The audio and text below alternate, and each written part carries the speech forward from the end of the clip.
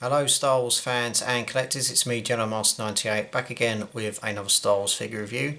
In today's Star Wars figure review we're going to be taking a look now at the final character I picked up as part of the latest figures from the Vintage Collection, and this character is from the Mandalorian TV show. Now this is a character that we do see in the very first episode of Season 1 of the Mandalorian TV show, and we see him appear in one of the episodes in Season 2. Now this is a character that we obviously see in the bar scene in the Mandalorian TV show, where obviously you think he's an innocent bystander, but in fact obviously he's a character that the Mandalorian is looking after, and obviously it brings out the quote, "I can bring you in warm, or I can bring you in cold." Now the character we're going to take a look at today is this one. It is the Mythrol from the Mandalorian TV show.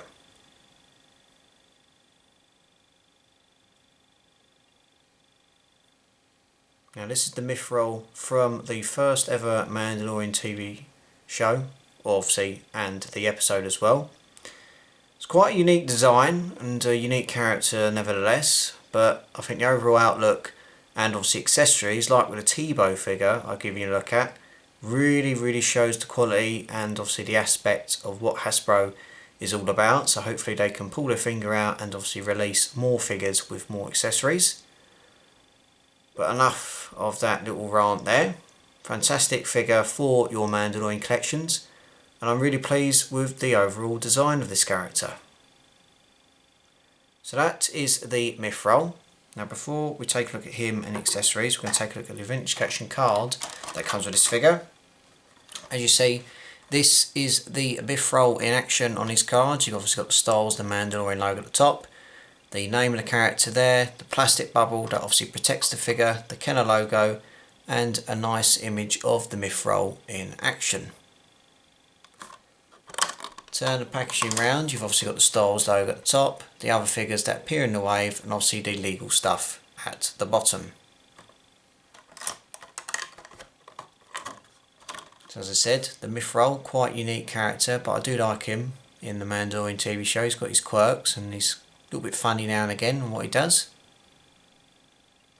So that's the packaging for the Mythrol.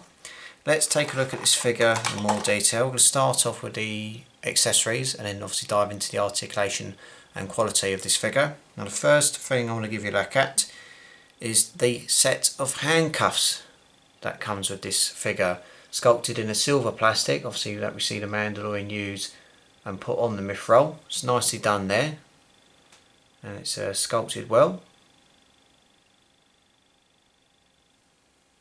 The next accessory, he does come with a tool that I believe we see in Season 2 of the Mandalorian. That is sculpted in a black plastic.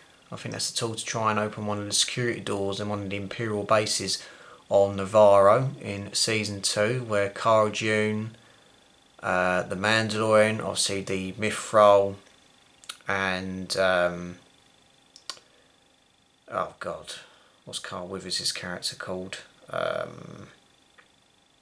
forgot the name of his character, but obviously he uses this tool, I believe, to access it. It's been a while since I've watched The Mandalorian Season 2, so I'll have to brush up on my history. The name of his character will come back to me later on, so if you do know, please don't hesitate to let me know in the comments.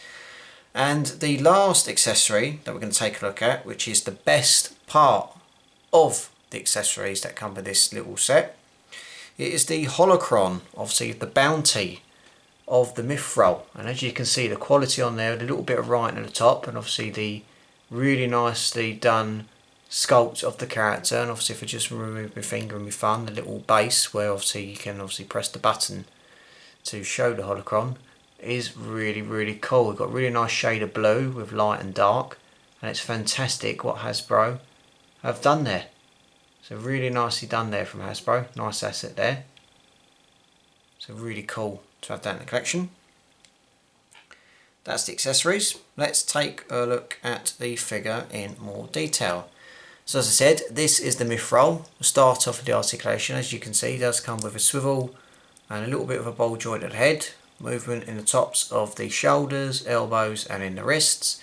Torso is movable, there's a little bit of a hinge at the waist and the legs, movement at the top parts of the legs, movement in the knees, and obviously movement in the ankles with a little rocker joint there, which is nicely done. Does come with a officer's blaster's pistol, an Imperial one, sculpted in a black plastic. That is nicely done. No holster for this figure, a little bit disappointed there, but can't be too picky considering what you're getting.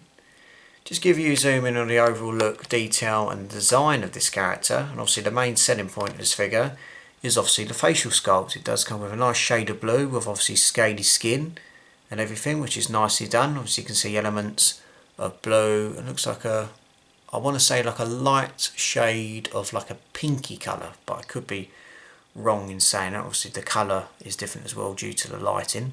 But it's a really nice look there with obviously little wrinkles and obviously scales on his skin. Obviously the collar of his jacket's nicely done with the fur. Obviously got a little bit of detail on the chest, and obviously around the wrist, and obviously on the top parts of the sleeves on the right and the left arm. Nicely sculpted belt with the buckle, and obviously got a little accessory there and everything. And obviously got the little pockets on the trousers as well, the buckles, and obviously the sculpted feet are nicely done as well. Oh, I do apologise for the glare there, sorry about that and the blur. But yeah, as I said, this is the main selling point of the Mythrol. As I said, unique character in his own way, but I'm really pleased to have this figure in my Mandalorian collection.